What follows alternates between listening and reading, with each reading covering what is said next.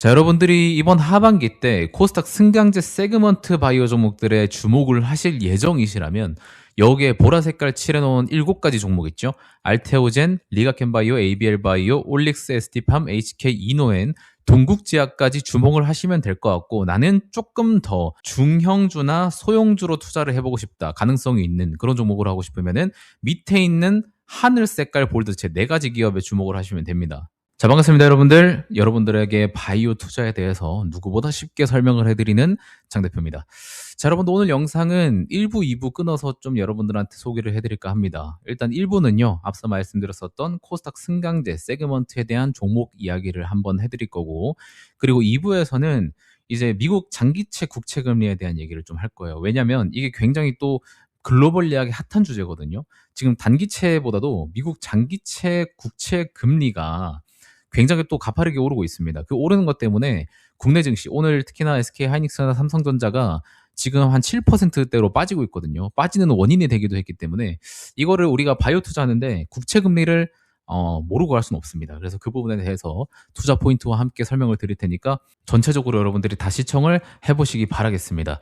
자, 일단 첫 번째로 코스닥 승강제 세그먼트에 대한 얘기를 좀 해볼 거예요. 제가 이제 리포트를 몇 개 보다가 하나증권에서 이제 김선아 애널리스트 분의 이 제약바이오 위클리 관련 리포트를 좀 읽다가 내용이 좋아서 이거를 좀 여러분들한테 소개시켜드리면 좋을 것 같다는 생각이 들어서 좀 가져왔습니다. 일단은 여러분들이 다가오는 9월, 사실은 저는 9월뿐만 아니라 10월, 11월, 12월 남은 하반기 있죠. 모두를 대비해야 할 때가 지금이라고 생각을 합니다.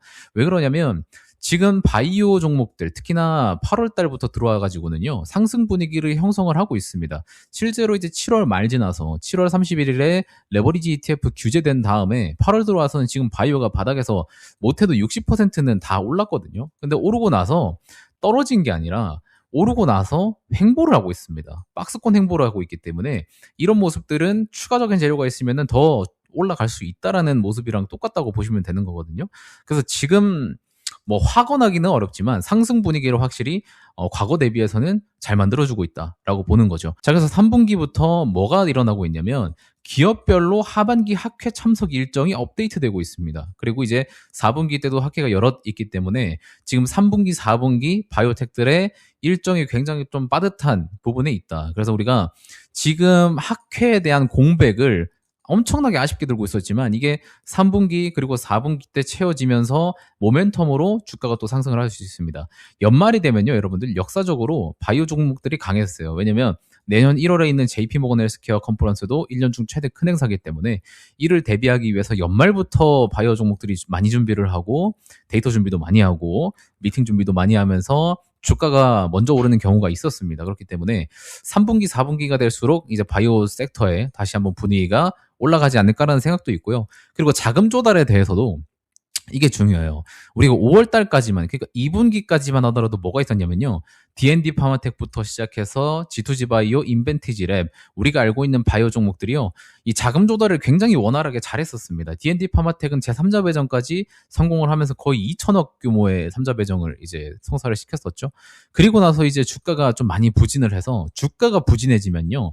여러분들, 자금 조달이 쉽지가 않습니다. 왜냐면 주가가 한창 잘 나갈 때 자본 조달을 해주는 게 좋지, 주가가 한창 꼬꾸라졌는데 자본 조달을 하면은 오히려 역효과입니다. 그렇기 때문에 바이오텍들이 지금 자본 조달을 원활하게 못하고 있는데 그 다음 라이선스 아웃을 준비하기 위한 연구 개발을 위해서 자금 조달을 할 수밖에 없습니다. 그래서 하반기 주가에 부양의 힘을 많이 쓸 거라는 거죠. 왜냐, 주가가 일단 올라야 자본 조달을 원활하게 할 수 있기 때문이에요. 자, 그러면은 여기에서 자본 조달을 할 만한 종목들이 또 뭐가 있을까가 중요하겠죠? 보시면은 2025년도 상장한 후에 최초 조달할 종목들을 뽑아봤는데 이 리포트에서 알지노믹스, 인투셀, 프로티나, 에임드 바이오 등이 시도할 가능성이 높다. 자, 그러면은 얘네들의 주가가 올라가고 나면 이때 뭐 자금 조달을 할 건데 자금 조달 방법도 여러 가지죠, 여러분들. CB를 발행하는 사람들, 그 기업들도 있고 뭐 유상증자 중에서도 주주 배정이라든지 3자 배정이라든지 하는 기업들이 있을 겁니다. 자, 그러면은 전환사채나 삼자 배정까지는 뭐 그래도 괜찮아요. 근데 주주 배정 유상증자를 하게 되면요. 이거는 솔직히 악재가 맞습니다. 이거는 바이오뿐만 아니라 다른 기업들이 주주 배정을 하더라도 악재가 많거든요. 그래서 이 부분만 좀 피하면 되는데 제가 이제 최근에 알지노믹스 미팅을 좀 갔다 왔지 않았습니까? 그래서 알지노믹스에서도 자금 조달이 필요하면 혹시 어떤 부분을 좀 선호하는지 좀 여쭤봤는데 사실 주가 상황도 다 보고 그때그때 환경 상황도 다 봐야 되기 때문에 기업에서 확실히 저희는 뭐 삼자 배정할 겁니다. 주주 배정 유상증자 할 겁니다. 전환사채 발행할 겁니다. 라고는 얘기를 당연히 못 하죠. 근데 제가 들었었던 말 중에 하나는요. 주주 친화적인 방향으로는 계속해서 모색을 할 거라고 했기 때문에 저는 이제 뭐 희망사항이긴 하지만 삼자 배정 쪽으로 나와주면 외부 투자자가 알지노믹스의 삼자 배정으로 참여를 해준다면 너무 좋지 않을까라는 생각을 좀 하고 있습니다. 그리고 삼자 배정이 결국에는 뭐 이제 그 투자사들, 외국계 투자사들이거나 아니면은 우리가 이제 일라릴리랑 계약이 돼 있으니까 일라릴리 쪽에서 과거 ABL 바이오처럼 이제 지분 투자를 한다거나 이런 방식으로 들어오거나 아니면 올릭스의 로레알이 이제 유상증자 받으면서 지분을 받았었던 것처럼 그런 식으로 들어오면은 더할 나위 없이 좋겠죠. 근데 이건 희망사항이기 때문에 나중에 자금 조달 방향성이 나왔을 때 우리가 한번 공시로 오픈해서 보는 게 제일 중요한 방향이긴 하겠습니다. 자, 어쨌든 간에 우리가 주가가 회복되면 하반기 때 주가가 회복되고 나면은 결국에 중요한 건 뭐다? 이 승강제다. 이게 코스닥에 있는 제도를 개편해주는 직접적인 정책이기 때문에 이 코스닥 승강제를 주목을 안 할 수가 없습니다. 승강제에 들어가게 되면은 어떤 시스템으로 운영이 되냐면요. 자, 보시면은 이렇게 엘리베이터 형식으로 있는데 칸이 세 칸이에요. 첫 번째 칸이 이제 세그먼트, 가칭입니다. 세그먼트고 가운데가 스탠다드입니다. 스탠다드, 그리고 밑에가 관리, 종목 지정인데 일단 당연히 여러분들 이름만 봐도 세그먼트에 들어가는 쪽이 좋고 스탠다드는 사실상 지금 그 코스닥 시점을 유지하는 위치라고 보시면 되는 거고 관리는 당연히 안 좋겠죠. 그래서 이 세그먼트 쪽으로 들어가는 종목들, 여기에 선정되는 종목들이 수급이 좀 쏠릴 거라고 생각이 듭니다. 그렇다고 해서 스탠다드에 있는 수급이 이쪽으로 올라가느냐 뭐 영향이 아예 없진 않겠죠. 그래도 스탠다드에 남는 종목들도 우리가 뭐 엄청 배척해야 되거나 그런 건 아니기 때문에 일단 메리트가 들어가는 건 세그먼트고 세그먼트가 아니고 스탠다드에 있다고 해서 나쁜 종목은 아니다라는 거를 일단 1차적으로 말씀드리고 가겠습니다. 자, 그러면 하나증권에서 지금 보고 있는 세그먼트에 포함될 수 있는 기업들은 총 7개인데 첫 번째가 알테오젠입니다. 여전히 여러분들 코스닥 시가총액 1위인 알테오젠을 빼놓을 수는 없고요. 그 다음에 리가켄바이오. 얘는 이제 국가에서도 이제 펀드 투자를 받았기 때문에 리가켄바이오도 충분히 들어갈 수 있다고 보고 ABL 바이오는 여러분들 아시겠지만 글로벌 빅파마 쪽으로 총 수주 잔고가 10조이기 때문에 여전히 포함이 될 수 있을 거라고 봅니다. 올릭스 같은 경우에도 일레릴레 레퍼런스에 로레알까지 붙어 있고 지금 파이프라인, 후보 파이프라인도 탄탄하기 때문에 충분히 붙어줄 수 있을 거라 보는데 사실 그것만으로는 약하죠. 그럼 올릭스가 왜 포함되어 있냐? 얘는 이제 시가총액이 2조 정도 수준에 머물러 있습니다. 시총도 영향을 줬다라고 저는 개인적으로 보고 있고요. ST팜도 이제 향후 RNA 원료 기업이기 때문에 올리고동 원료 기업이기 때문에 수주 잔고도 이미 빵빵한 상태로 되어 있고 실질적으로 돈을 또 버는 기업이기 때문에 포함이 되어 있다고 봐요. HK 이노엔도 자체 신약이 있고 동국제약도 화장품 쪽으로 매출을 꾸준히 올리고 있기 때문에 저는 지금 저뿐만 아니라 하나증권에서도 세그먼트에 포함될 수 있는 유력 기업으로는 총 이렇게 7개로 좀 꼽았다라고 보시면 되는 거고 여기에 있는 종목들이 100% 들어간다는 것도 아닙니다. 왜냐면 이게 명확한 기준이 아직 나오지도 않았고요. 그리고 포함 종목 리스트가 아직도 나온 게 아니기 때문에 유력 종목으로 속가냈다라고 보시면 되는 거고 그리고 1군, 2군 밑에 보시면 하늘 색깔 표로 돼 있는데 1군과 2군의 경계선 이게 무슨 말이냐 세그먼트랑 스탠다드의 이 경계선이죠. 여기에 있는 기업들로는 총 4개가 있습니다. 첫 번째가 D&D 파마텍. D&D 파마텍은 화이자 레퍼런스도 있지만 이번에 DD01 허브 물질에 대한 기술 이전, 메시 치료제에 대한 기술 이전이 나와주게 된다면 D&D 파마텍도 1군으로 올라갈 수 있을 거라고 생각이 들고요. 오름 테라퓨틱도 지금 BMS랑 버텍스에 이제 수출한 그 물질에 대한 마일스톤을 수령받게 된다면 1군으로도 후보 지정될 수 있을 거다라고 보고 있고 오스코텍 또한 상속세나 지분 같은 것들이 좀 정리가 되면 얘도 시가총액이 1조가 넘어요. 1조가 넘고 얘가 이제 올해도 아델이랑 같이 해가지고 사노피의 뇌질환 치료제 기술 이전했죠. 알지노믹스도 지금 추가적인 라이센스 아웃 또는 마일스톤, 일라릴리 쪽으로의 마일스톤을 수령하게 된다면 1군으로 충분히 분류가 될 수 있는 종목 중에 또 하나다라고 지금 시장에서 내다보고 있는 것 같습니다. 그래서 위에 있는 세그먼트 후보 기업 7군이랑 밑에 있는 경계 후보군 4기업 총 11개를 여러분들이 유심히 좀 봤으면 좋겠습니다. 그리고 밑에 보시면요. 제가 지난번에 이제 코스닥 ETF에 포함되어 있는 그 8가지 종목 있죠. 그 8가지 종목에 대해서도 여기 리스트업되어 있는 게 좀 있거든요. 세부적인 내용으로. 보시면 알테오젠, 그리고 또 뭐 있죠? 리가켄바이오, D&D 파마텍, 그리고 올릭스, ST팜, 알지노미스까지 리포트에 좀 세부적으로 적혀 있기 때문에 여기 있는 내용들은요. 제가 방송에서 다 말씀드리기보다는 제가 운영하고 있는 텔레그램 방 있죠. 여기에서 좀 정리를 해서 올려드릴 테니까 이 내용은 텔레그램 방 좀 참고로 하시면 될 것 같습니다. 여기 들어오시는 거는 고정 댓글 참고하세요. 자, 그래서 그 세그먼트 기업에서는요. 결국에는 우리가 봐야 되는 게 첫 번째로는 이제 돈을 버느냐. 그리고 두 번째로는 시가총액이 어느 정도 규모가 있느냐. 그리고 세 번째는 이제 지배구조에 대한 부분인데 사실 이제 바이오 부분에서는요. 바이오 종목들은요. 돈을 버는 기업 이거는 솔직히 알테오젠 제외하면 거의 없다라고 보시면 되는 거고 지배구조도 사실 바이오 쪽에서는 뭐 그렇게 높은 지배구조의 등급이 뭐 A등급이라든지 그렇게 올라가는 기업들은 잘 없습니다. 그래서 우리 바이오에서 봐야 되는 거는 결국에는 시가총액이거든요.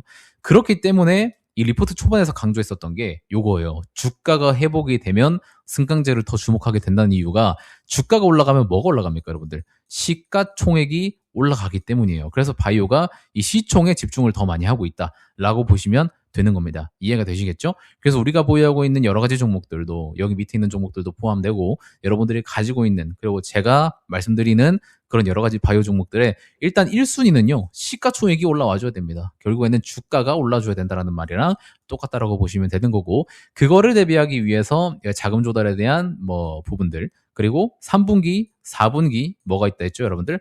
학회에 대한 준비 같은 것들 그리고 기대감 같은 것들 그런 것들이 들어오면서 주가가 올라주는 게 제일 베스트 시나리오다라고 보시면 될 것 같습니다. 아마 코스닥 승강제는요. 시행이 되더라도 내년에 시행이 될 거라서 이번 하반기 때 주가만 잘 부양된다고 하더라면은 후보군에 충분히 들어갈 수 있는 종목들이 많이 생길 거라고 생각이 들기 때문에 이 부분은 좀 여러분들이 체크를 하시면 좋을 것 같다라는 말씀을 드려보도록 하겠고요. 자, 드디어 2부로 넘어가겠습니다, 여러분들. 2부는 제가 중요하다고 말씀드렸었던 국채금리에 대한 문제거든요. 국채금리가 왜 중요할까요, 여러분들? 제가 맨날 말씀드린 뭐 페드워치 금리 뭐 이런 것들도 이제 당연히 봐야 될 거지만 얘는 단기 금리예요. 단기에 FOMC 미 연준에서 금리를 어떻게 올릴 거냐 동결할 거냐 뭐 그런 거를 보는 거고 미국 장기채 금리를 보게 되면요. 이거는 어떤 거를 표시를 해주는 거냐. 그러니까 미국에서 물가가 장기적으로 오를 것 같다. 그러니까 점진적으로 쭉쭉 꾸준히 오를 것 같다라는 그런 불안 심리를 반영해주는 지표예요. 이게 실제로 우리가 10년, 30년 뒤에 물가가 어떻게 될지 모르지만 지금 당장의 시대를 봤을 때 지금 뭐 물가, 유가 아니면 전쟁 상황 그런 경제 지표 그런 것들을 봤을 때 뭔가 장기적으로 보면은 물가가 좀 많이 오를 것 같은데 라는 그런 불안 심리 있죠. 그런 불안 심리가 오르면서 장기 국채 금리가 올라가는 거거든요. 그래서 요거는 지금 최근에 나왔었던 CPI 지표, 뭐 PPI 지표 이런 것들이 아무리 잘 나왔어도 지금 이런 불안감이 가속되면은 오를 수밖에 없는 부분이긴 합니다. 그래서 이 부분이 지금 우리나라 증시와 바이오에 얼마 정도의 영향을 미치는지에 대한 얘기를 좀 해드려 보도록 할게요. 자, 일단 첫 번째로는 미국장에서는요, 반도체가 빠지고 바이오가 많이 올랐습니다. 보시면 일라이렐리, 존슨앤존슨, 에브비, 뭐 길리어드, 뭐 이런 애들이 많이 올랐단 말이에요. 그래서 지금 일라이릴리도 곧 신고가에 도달을 하려고 합니다. 자, 근데 앞서 말했듯이 미국 10년물 국채금리랑 30년물 국채금리는 오르고 있기 때문에 장기간 물가 상승을 반영한 우려 심리라면은 사실 이 금리가 오르면 당연히 바이오 쪽에는 안 좋아야 정상입니다. 오히려 주가가 내려야 정상이거든요. 근데 미국 바이오텍은 왜 오르는 걸까요, 여러분들? 오르는 이유는요. 일라릴리나 뭐 노보노디스크나 뭐 이런 빅파마들 있죠. 빅파마들은 어떤 기업이냐면 얘네들은 신약 기업입니다.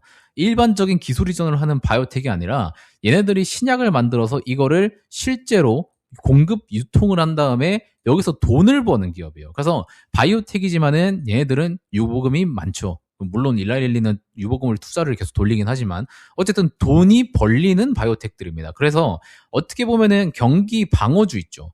이런 쪽으로 분류가 돼서 오히려 오르는 걸 수도 있거든요. 그래서 일라릴리 같은 돈 버는 바이오텍들은 지금 이제 순환매가 풀리면서 신고가를 쓰려고 하고 있습니다. 자, 그러면 우리가 미국 바이오텍을 참고를 하려면 일라릴리 같은 돈 버는 기업은 참고로 하면 안 되겠죠. 당연히 우리나라처럼 중소형 기업 중에서 라이선스 아웃으로 먹고 사는 바이오텍들의 지수를 추종을 해야 되는 겁니다. 자, 그럼 이 지수를 볼까요? 이 지수는 뭐라 했습니까, 여러분들? XBI랑 IBB라고 했었습니다. 이 두 가지가 미국에 있는 중소형 바이오텍의 ETF 지수를 했습니다. 얘네들을 볼까요, 여러분들? 얘네들도 곧 신고가입니다. IBB는 신고가를 이미 썼고요. XBI는 곧 신고가예요. 자, 그러면 미국에서도 돈이 안 벌리는 중소형 바이오텍들도 지금 주가가 잘 올라가고 있다는 거거든요.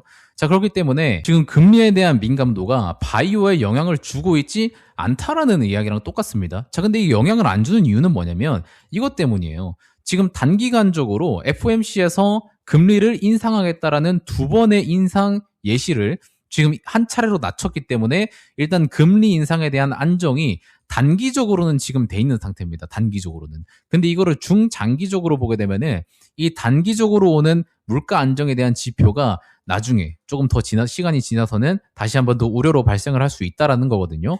그래서 일단은 우리나라 바이오텍들은요, XBI와 IBB를 일부 따라 가줘야 되는, 100%는 아니더라도 솔직히 7, 80%까지는 상승을 따라 가줘야 된다고 생각을 하고 있는데 지금은 우리나라 바이오텍들이 지금 바닥에서 빌빌 기고 있죠. 이거는 딱 한 가지 문제입니다. 결국에 기술 이전이 지금 발생하고 있지 않다라는 부분이 영향을 좀 주고 있다라고 보시면 되는 거예요. 자, 그러면은 단기 금리는 안정화가 좀 됐고 미국 바이오텍, 중소형 바이오텍 지수도 신고가를 썼고 그러면은 우리나라는 기술 이전만 하면 되겠네 라는 생각을 가지고 있으면 되는 겁니다. 자, 근데 왜 자꾸 장기채 노래를 부를까를 생각을 해보면 메모장으로 좀 정리를 해왔는데 여러분들 여기서는 좀 재미가 없을 수 있습니다. 하지만 여러분들 공부는 항상 재미가 없어요. 근데 재미없는 거를 하고 나면 여러분들 머리에 지식이 남기 때문에 이거는 꼭 봐주시기 바라겠습니다. 아시겠죠? 세 가지만 빨리 설명을 해서 끝내드릴게요. 아시겠죠? 이해하기 쉽게. 자, 일단 첫 번째, 국채금리가 오르는 거는 결국에는 물가, 인플레이션을 걱정을 하는 겁니다. 30년물이 10년물보다 더 예민하게 오르는 거는 당장의 물가가 아니라 아까 말씀드렸었던 아주 장기적인 물가에 대한 우려를 반영하기 때문이에요. 지금 문제는요, 여러분들, 물가가 유가 같은 한두 가지 종목이 아니라 보험비나 병원비, 식당 팁, 월세 같은 서비스 물가까지 전방위적으로 오르고 있다는 게 지금 문제인 겁니다. 한두 개, 뭐 유가나 아니면 식품 정도, 이 정도 한 두 개 정도면은 솔직히 잡을 수 있지만 금리를 어떻게 조정을 해서 좀 잡을 수 있지만 전방위적인 물가 상승이라면요, 이게 쉽게 안정화되기가 어렵다는 부분이 있습니다. 그래서 이 물가에 대한 인플레이션 걱정 때문에 국채금리가 좀 오른다라는 게 하나 있고요. 그 다음에 두 번째는 미국에 대한 재정 적자 우려 때문입니다.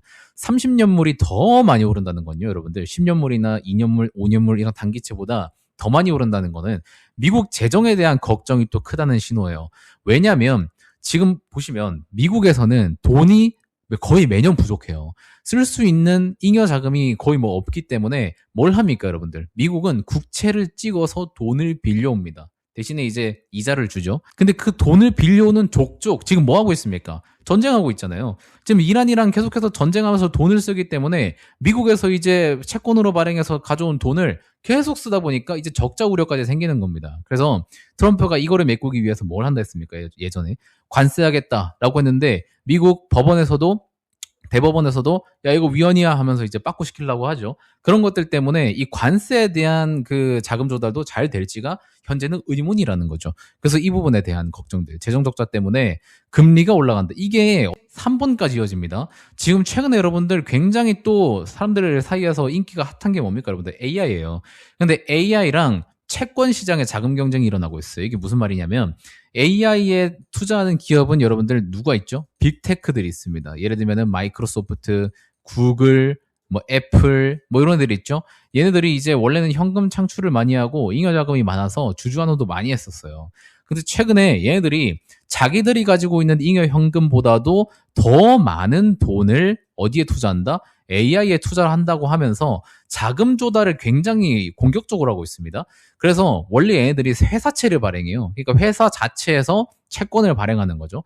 회사채를 매입한 사람들한테 금리를 책정해서 이제 돈을 좀 이제 이자를 지급하는 건데 지금 이 회사채가 채권 시장, 국채보다 훨씬 더 매력적으로 지금 시장 참여자들한테 다가온다는 겁니다. 왜 그러냐면 수익성이라든지 당연히 이제 AI 투자를 하면서 돈을 벌면 수익성이 높아지고 성장성 자체도 압도적이기 때문에 국가가 발전하는 것보다 이 회사 한두 개 발전하는 속도가 더 많이 빠르다는 거죠. 그래서 사람들이 특히 투자자들이 원래는 채권 시장이 안전하고 금리도 어느 정도 돼가지고 여기에 투자를 많이 했었는데 이제는 공격적인 투자 성향까지 갖춰서 채권 시장보다는 AI 회사채 쪽으로 더 많이 간다는 겁니다. 그래서 지금 채권, 미국 국채를 발행을 해야 되는데 발행을 해도 AI 투자사들한테 몰려가기 때문에 회사채가 몰려가기 때문에 여기에 수요가 상대적으로 적어졌겠죠. 자, 그러면 수요가 많아지기 위해서는 어떤 게 필요합니까? 미국채의 금리가 올라가야 됩니다. 그렇기 때문에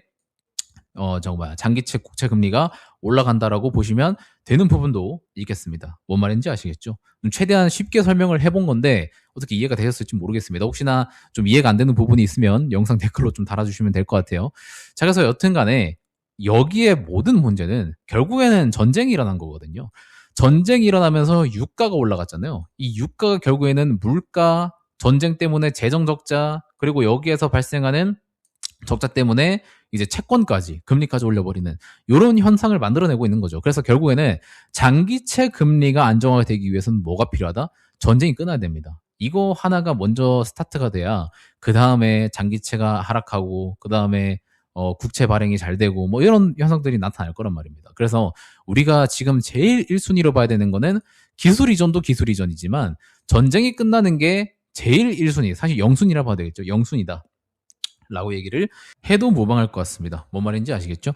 그래서 여러분들 지금 이제 투자를 하는 데 있어서 바이오 투자의 방향성은 저는 여전히 틀림이 없다라고 생각하는 부분이고 우리나라 바이오텍들이 과거 대비해서 기술적으로 발전을 또 많이 했었고 그리고 이제 올해 들어서 외국 투자자들한테도 제3자 배정을 굉장히 원활하게 하고 있는 우리나라 기업들이 많기 때문에 저는 우리나라 바이오에 대한 미래에 대해서 걱정을 크게 하지 않습니다만 지금 당장 매크로적인 이슈만 보게 된다면 솔직히 문제가 좀 많은 건 많아요.